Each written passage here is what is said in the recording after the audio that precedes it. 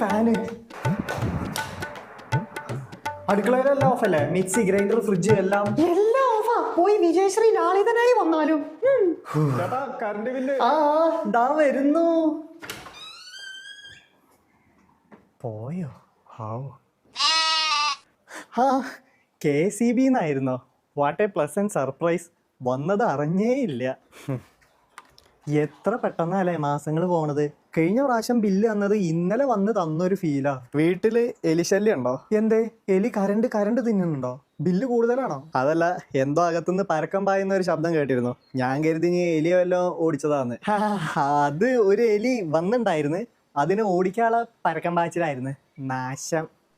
അതിന് ലൈറ്റും ഫാനും TV എല്ലാം ഓഫ് ചെയ്യണോ? അതിന് ഓൺ ചെയ്തിട്ട് വേണ്ടേ ഓഫ് ചെയ്യാൻ? ഞങ്ങൾ ഇതൊന്നും ഉപയോഗിക്കാറേ ഇല്ല. ഓഹോ, പെട്ടെന്ന് എനിക്കൊരു കറണ്ട് പോയ ഫീൽ കിട്ടി, അതുകൊണ്ട് ചോദിച്ചതാ. ബില്ല് ഈ കറണ്ട് ബില്ല് കൊണ്ടുവരുന്ന നേരത്ത് മാത്രം ഇതിൻ്റെയൊക്കെ ഉപയോഗം കുറച്ചു എന്ന് കരുതി ബില്ല് എമൗണ്ട് കുറയുമെന്ന് വിചാരിക്കണ്ട. ബില്ല് കുറയണേൽ ഇതിൻ്റെയൊക്കെ ഉപയോഗം കുറച്ചാലേ കുറയുള്ളൂ, അല്ലാണ്ട് ചെപ്പടി വിദ്യ നടക്കില്ല. എന്തായി ഇത്തവണ കമ്മിയായോ?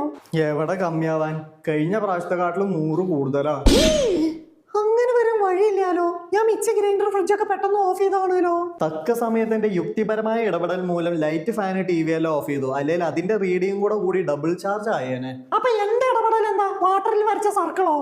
എന്നാൽ ഈ 100 എവിടെ കൂടിയേ? ചേട്ടന്റെ റൂമിലെ ഫാന് കറങ്ങണോ?